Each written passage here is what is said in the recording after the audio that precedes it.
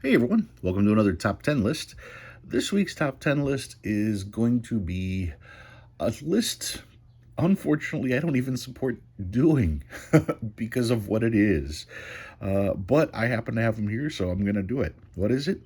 It's my top 10 Where's George notes. Saving Where's George notes does defeat the purpose of Where's George. You can see this is one of my Where's George notes. That's my stamp. See where I've been, track where I go next, www.where'sgeorge.com. For those of you who don't know, Where's George is literally a tracking system. It's all it's designed to be. Okay. If you put Where's George on a note, you then go to the Where's George website, log it in, and then the point is to spend the note.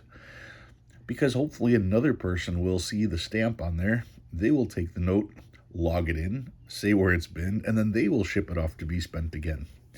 The whole point is to see how far a $1 bill travels. People don't consider how far away $1 bills can get from their starting location. So that's the point of Where's George. It's a way to actually identify an individual bill and watch it travel across the country. Now, the downside is so many people don't do Where's George. So you could have a Where's George note that you log and spend it and never hear about it again. Since you are putting a stamp on the note, if the note does make it back to the Federal Reserve or the BEP, when they go through the notes, they will generally pull these and shred them because they have, markings on them. So you really want to spend Where's George notes in places that are more likely to circulate notes rather than just returning them to the bank. If you return a bunch of singles to the bank will have too many singles. They will send them back to the Fed, and now all of your Where's George notes just get shredded. But anyway, like I said, having 10 Where's George notes, I don't save Where's George notes. I do spend them. But I had just recently done my After the Hunt videos. So I happen to have had a lot of Where's George notes and a lot of different stamps, and that's why I chose to do this. Now, once again, I'm going to spend these notes, and that's what Where's George is about. It's not about holding on to them. There is no additional value on Where's George notes. The value in Where's George notes is getting that email saying one of your notes has been found. That's the cool part of Where's George. But yeah, if you see people trying to sell Where's George notes, that's a scam. If you think that, some people will sell Where's George notes for $5 or $6. Really? So you're telling me that I can go to the bank, buy 100 singles for $100, stamp them all with my Where's George stamp, and now that $100 is worth $600? I don't think so. It's not how it works. You don't get to print money like that. In fact, if you alter a note and then try to sell it for more than face value, that's counterfeiting. So just keep that in mind. So no, there is no additional value in a Where's George note. All right, I've talked long enough about Where's George. Let's take a look at the top 10. And like I said, this is mine. So I'm partial to mine. So I did not include mine into the top 10. Obviously, this is number one, but no. Number 10. Everybody talks about, I don't have a Where's George stamp. I never find Where's George notes. Well, fine. You don't need a stamp. And you don't need to find a Where's George note to participate in Where's George. You can literally put where'sgeorge.com on a note, log it in. This one has it front and back. And then spend the note.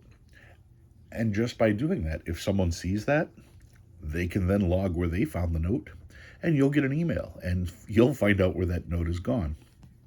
So just because you yourself don't have a stamp, and you yourself have never gotten a Where's George, it doesn't mean you can't participate. For the heck of it, once a week, write Where's George on a bill, send it out, see how long it takes for you to get a response. Like I said, it doesn't increase the value, but it is kind of exciting, especially when you see maps. When they send you an email, they will send you a map showing all the different locations your bill has been. So that's pretty cool. So yeah, number 10, you can simply write it on a bill. Number 9, I think I have two of these here, yeah. Sometimes you will just see a simple one-line stamp. This one has it right across the top. Does it have it on the back? Maybe. Yeah, it's got it on the back as well. And this one has it just one line at an angle. Very simple, very easy design. I am more partial to a design like this versus this, because when it's in the border, it doesn't interfere with anything, which means it doesn't really grab attention. The red always grabs attention, but like this, I spot that immediately. So a single line for Where's George, very common, but I prefer having it cross some of the printing on there because that makes it easier to see. This just kind of blends in. That is number 9, number 10 actually, right? No, number 9. Number 8. There are a number of bills that have this round little circular stamp, and I've seen all kinds of designs in here. This one has a paw, track this bill, where'sgeorge.com. It's nice because it's about the same size as the seals, so it almost looks like it fits on there. It doesn't disrupt anything about the bill at all, and short, sweet, to the point, and it grabs attention, especially when you've got all that information with the white background there. It's definitely going to be seen by someone, so this one is number 8. 10, 9, yep, number 8. Number 7. Sometimes you have things that are multiples. I've seen this as an individual stamp. I've seen this as an individual stamp. But to put multiples on there like that, well, that makes it just that much more likely to come in. So a note that has multiple stamps on it doesn't necessarily mean that one person did this. It could have been this person that did this, and then this guy here found the note and put his stamp on it as well. So there's a lot of different causes for the multiple stamps. The more inking you do on a bill, this one's got it on the back as well, the more likely the bill is to be taken out of circulation. So just keep that in mind. So that is number 7. Number 6. This is a design that I see a lot of, and I think it's cool because you've got track me at where'sgeorge.com, and then you got this fighter jet. And when you have a picture like that, that immediately draws attention. Rather than just having text on there, a lot of people tend to ignore the text because there's been so many political things being stamped on money. But if you've got a picture like this, people will go, oh, what is that? And then they read what it actually says. So it's a great way for your notes to be discovered. And I see this particular one a lot in my area, so I know the person is pretty close. So that one is number 6. Number 5. This one was interesting to me just because it's in blue instead of red. Normally you see them in red. And this one says, I am lost. Please report sightings of this bill to where'sgeorge.com. Great stamp. Now, when it comes to the stamps themselves, I keep showing you all these different ones because there isn't a Where's George stamp. You simply go to Office Max and have them make you any stamp you like, depending on how much, how big of a design or how many words or whatever picture on there. That will depend on the cost. But you can design your Where's George note to say and be and do anything. So yeah, this one is interesting because, like I said, all of them seem to be in red. This one's in blue, so that alone makes it different. And I'm lost. Report me to. That's pretty cool. I like that. So that one is number 5. Number 4. This one here has the round stamp around the seal. Update my location online. Track me at where'sgeorge.com. And then the stamp also has the arrows, because this is the information you need to put in when you log the note. You have to log the series number, and you have to log the entire serial number. So with the arrows pointing there, that is how people get attention to that in order for people to log it in. So it's a bigger stamp. You can see if you were to do that in one punch, it's got to take up all that room rather than just a little dot like this one there. So this one would be a little bit more expensive if you were to make one like this. But it definitely does get the attention. So that one is number 4. Number 3. Here's another stamp that highlights both the series and the serial number. Now this one When you've got it circled like that, as you can see, the stamp does kind of run through the numbers. You have to be very accurate with a stamp like this in order to get everything stamped exactly where you want it. If you were off by just a little bit, now all of a sudden all of this would be blurred. But practice makes perfect. The more notes that you stamp, the more accurate you will be with your stamps itself.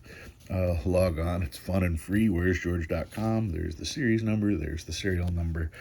And that is a good stamp. That one is number 3. Number 2. This is interesting. If I look, make a geek happy, please enter this bill, where'sgeorge.com. There's arrows here, currency tracking study, and there is that image right there. This is not a stamp. Is there anything on the back? Oh, of course there is. Where has this bill been? Find out at where'sgeorge.com. Currency tracking project. Is entering this a waste of time? Perhaps. But be honest, you are just going to watch more TV. If you're busy curing baby cancer or something, then okay. But I bet you can spare a minute, satisfy your nagging curiosity, and make a geek happy. I never read all the stuff on the back of this one. I guess this one should have been number 1 now that I read the back. But wow. Okay, what I was going to say is this note here, this is not a stamp. Somebody put this through a computer printer and printed all of this stuff on there using their printer. Now, trying to photocopy a bill would be illegal, and in fact, with higher denominations, there is a code on the bills to prevent you from doing so. But this person didn't photocopy a bill. They used a bill as the printing paper, and that's how they were able to get that stuff on there. So pretty ingenious. I'm impressed. That one is number 2. Definitely an attention getter. And finally, number 1. That should have been number 1. But this was number 1. This one here, this is a registered bill. Check that out. This was done the same way with a computer printer. It's got an eagle. It's the colorized version of the seal. So that's pretty cool. Currency tracking study. They did hand stamp this portion of it. Update this bill's location at where'sgeorge.com to see where it's been and where it goes. And is there anything on the back? Nothing on the back of this one there. So yeah, people can get very creative with their Where's George stamps. But the bottom line is you get to track every single one of them, and you get to find out where they go next. Now, clearly, if someone finds this, they are going to notice all this stuff. The downside is someone may see this and keep it, so it will not continue to circulate. So that's the downside. But if you do enough of these, yeah, they're definitely gonna get noticed and definitely gonna get logged in. So those are the top 10 Where's George notes that I found. Once again, free to do. You can simply write it on there with a pen, and you are good to go. All right, if you learn anything new, go ahead and hit that like button. If you like what you see and you want to see more, please subscribe. Love reading all your comments. Guys, thanks for watching. I'll see you next time.